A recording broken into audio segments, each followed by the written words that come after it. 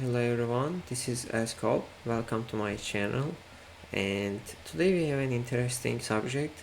This is about the rise of the algorithmic empire, and I hope you will like it. Let's start.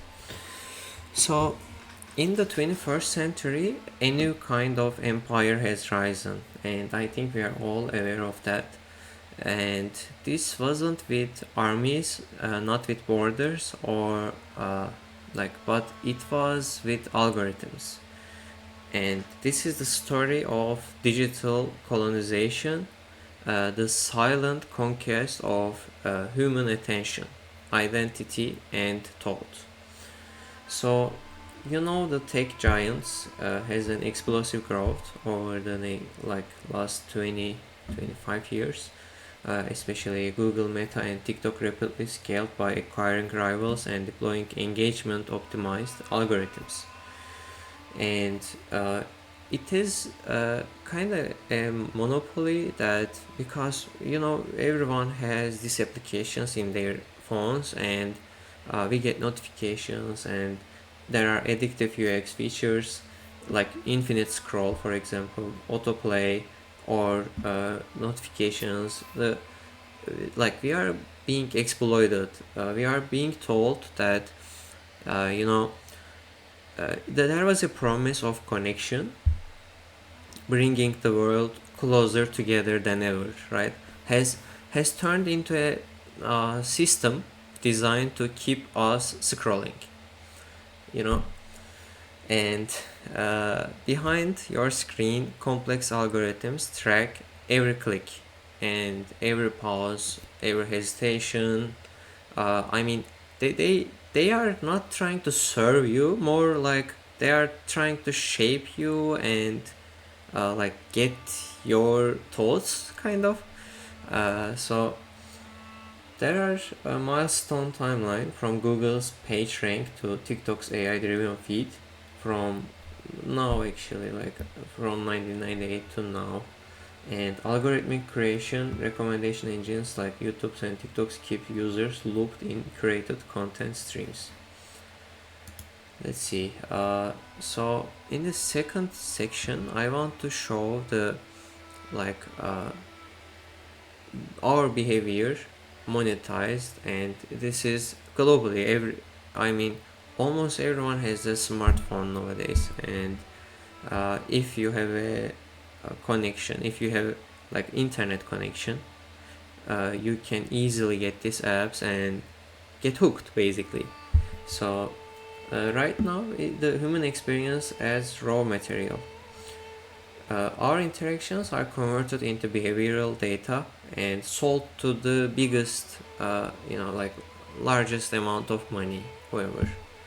And there is a ad ecosystem. We are all aware when we talk about something, like we get the ads of the thing that we are talking about. High profile scandals, the Cambridge Analytica, TikTok data mining, and hidden location tracking by Google expose systemic abuse of user privacy, even though they keep bragging about the user privacy and many things about security and stuff. There is lots of scandals in this industry. Surveillance without consent. Some companies monitor habits even users believe tracking disabled.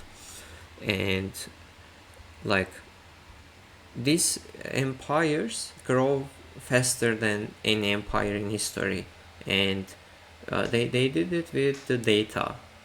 The data is mining their gold, and uh, I think we need to be aware of what is going on in our lives and where we give our attention to.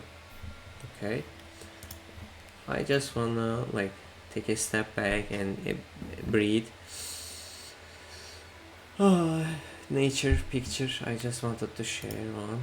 And so the business model of these empires, the this digital colonization, how it works. Basically, the addiction, the hormones we have, Like social apps mimic slot machines, delivering unpredictable rewards to hook users and reinforce compulsive use. So it knows how to hook you, and infinite scroll, dopamine loops, intermittent rewards. Like, apps aren't natural tools, okay? They are designed like slot machines again, gambling. You are uh, scrolling one more to hoping that you are gonna have fun, you know but like, the fun is in presence, right now. If you have fun. So keep they like, this business model is keep you chasing, tapping, checking, like keep you in the dopamine loop, basically. And of course it comes in a cost. And I want to show another nature picture. And like, in Wikipedia, for example, social media defined as interactive technologies that facilitate the creation, sharing, and aggregation of content. So we are creating, we are sharing, and they are aggregating of content. Okay. So ideas, interests, and other forms of expression.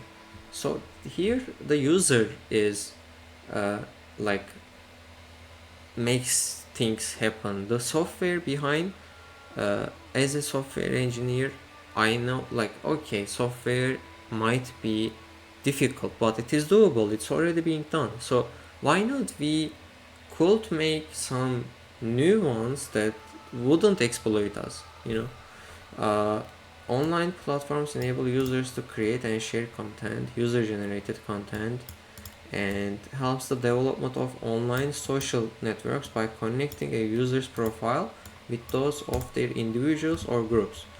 I have to admit that, like, social media helped people to find like their old friends, or like get to know somebody. Of course there was some plus in our life. Yes, I am aware of that, but it also exploits us. So if we are the users, if we are like conscious about our choices, we should at least think about a way that uh, like remove the cons from the whole.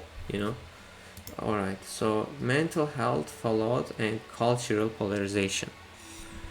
So it doesn't stop at mental health, but let's focus on the polarization via echo chambers.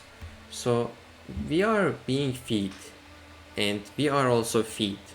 Okay, we are looking to feed, but also the feed looking at us. Okay, and algorithm feed users more of what they engage with. And studies link social media use to increase mental health issues, especially among adolescents. And from there was some crisis in multiple countries, I think, like also Rohingya crisis to January 6th.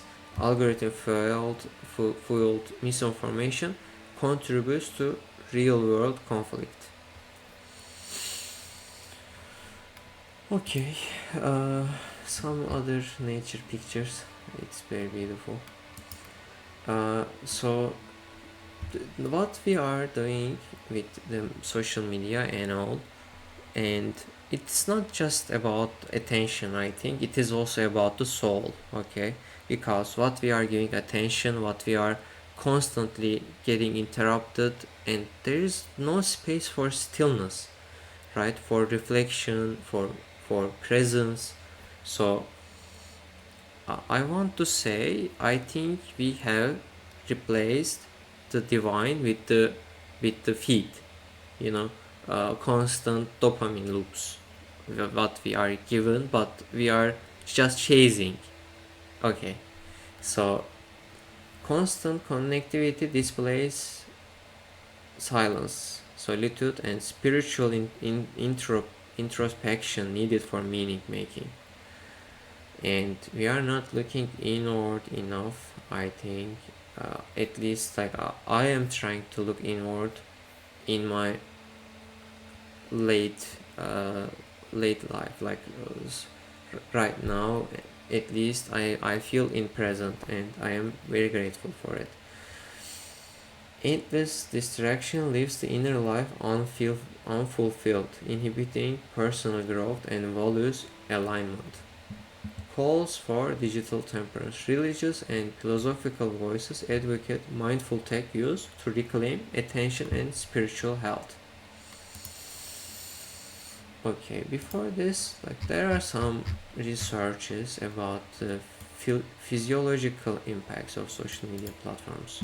Okay, uh, so there has been rapid growth in literature surrounding the psychological implications, and let's check. For example, they looked in the neural effects of social media usage in adolescence. Modern society, yes, and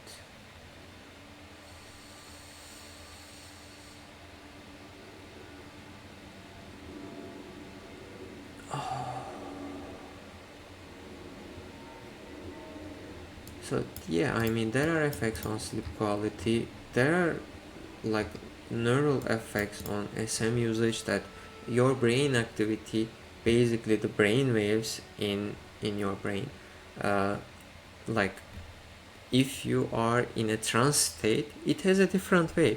Okay, like the autopilot is there. You are not in the control of your being at the moment. The autopilot, the trance state that like make you chase is controlling that moment.